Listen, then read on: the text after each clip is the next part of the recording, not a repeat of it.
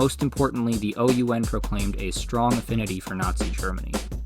It was on the basis of these warm relations that the OUN joined forces with the armies of the Third Reich during World War II.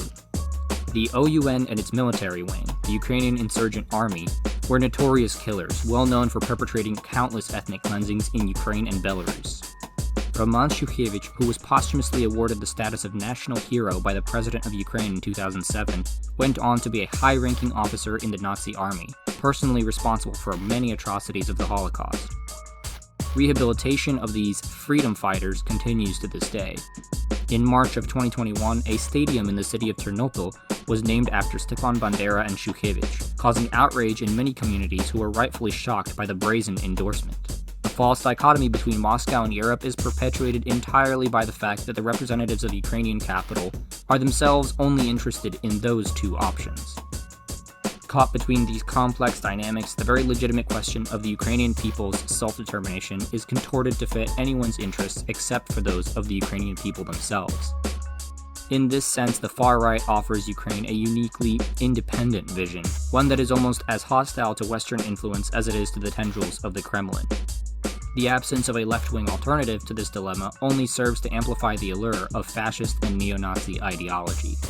Ukraine's ongoing project of decommunization is therefore not only a concerted effort to rewrite history, but also a political evisceration that creates space for fascist narratives to dominate alternative discourses. The group that has garnered the greatest notoriety is none other than the Azov Battalion, an amalgam of street thugs who rose to prominence with the powerful patronage of Arsen Avakov, the Interior Minister of Ukraine since 2014.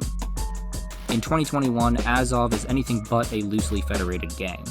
Its leader, Andriy Beletsky, served a full term in the Ukrainian parliament and holds considerable political power in the country. Though it debuted as a paramilitary unit designed to fight in the war in Donbass, the group has grown into a national political movement. Its military wing is now formally incorporated into the National Guard, enjoying substantial access to state resources. Its political front, the National Corps, has active branches in every Ukrainian province. Azov's paramilitary wing is now a major fighting force, with its own bases and training grounds near the front lines of the war against the pro-Russian forces. In Kiev, the capital, I watched an Independence Day parade where veterans of the Azov Battalion marched alongside other volunteer militias, surrounded by cheering crowds, who thanked them for defending Ukraine against Russia. But even at the march, there were signs of the far-right ideology that's so common inside Azov. The symbols on their flags have been especially controversial. Azov says it combines the letters I and N for idea of nation, but extremism experts see it as an emblem of Nazism. The official symbol of Azov, it's a version of Volksangel. It was one of the symbols of one of SS division during the World War II. It is one of more or less usual symbols for neo-Nazi groups all over the world. And it's not just about their symbols. When it was founded in 2014, Azov drew many of its commanders and recruits from Ukraine's most notorious far-right groups, including outright neo-Nazis. At best, the Ukrainian establishment has remained complacent to the threat of right-wing extremism.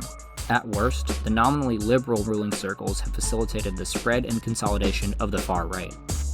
The fascists and neo-Nazis have enjoyed explicit and implicit support, with the most well-funded groups receiving direct support from oligarchs and politicians.